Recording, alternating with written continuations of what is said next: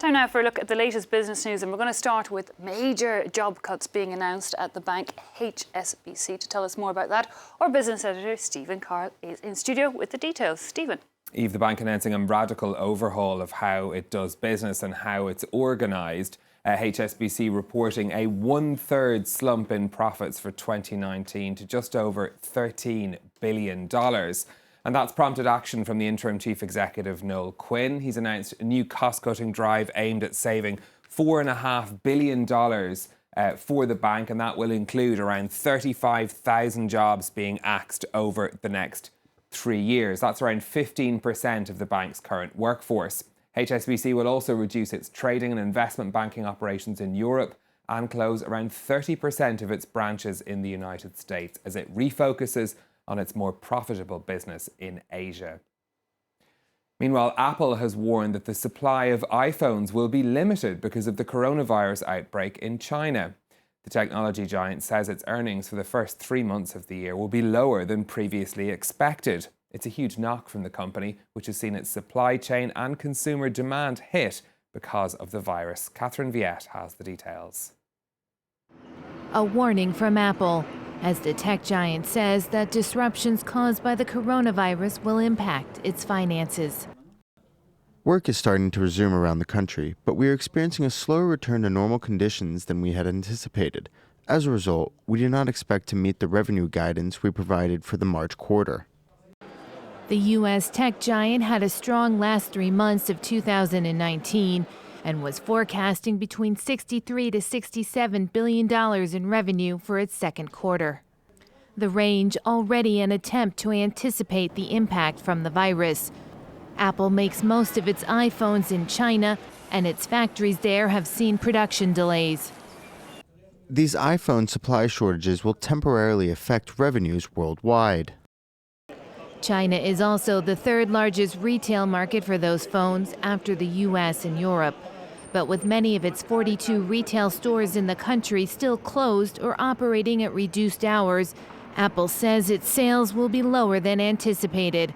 Last quarter, China accounted for 15% of Apple's revenue, or nearly $14 billion. China remains the world's biggest market for smartphones.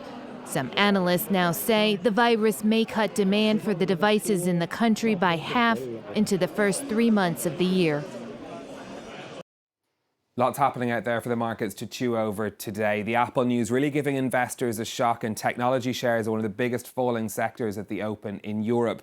That's hitting Apple's listing in Germany. Its shares there down by almost 6% at the open, but also a range of Apple suppliers also seeing their shares tumble as well. Meanwhile, HSBC shares down 3.5% in London. The FTSE 100 overall down by 0.75%, and red across the boards in Europe at the open. The same negative sentiment dominating trading in Asia as well. HSBC also has a share listing in Hong Kong. Shares there down 2% after those results, but the Nikkei in Tokyo and the Hang Seng in Hong Kong and the Kospi and Seoul all down over 1% in trading. Shanghai had been down for most of the trading day, just turning green there towards the end of its day. Meanwhile, China is granting exemptions from tariffs to almost 700 more goods imported from the United States. It's the third and largest set of products to see tariffs listed since the dispute began. Beijing and Washington signed a so-called Phase 1 trade deal last month. The products that will be no longer subject to tariffs include pork, soybeans, and some medical equipment. There was a slump in new car registrations in the European Union in January as car makers struggle with new emissions regulations. Overall, sales slumped by 7.4% for the month, but the fall was even steeper here in France, down by 13%. French car makers Renault and Peugeot both saw their sales suffer, Renault down 16%.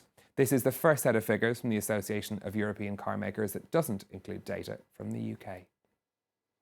Finally for me, the world's richest man is to spend $10 billion fighting climate change. Amazon founder Jeff Bezos says he'll start giving money to scientists, activists and non-profit organisations that are working to preserve and protect the Earth.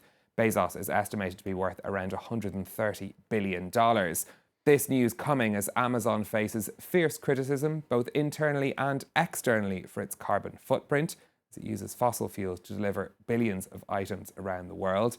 Last month, hundreds of Amazon employees signed a letter attacking the company's progress on reducing its emissions. Eve.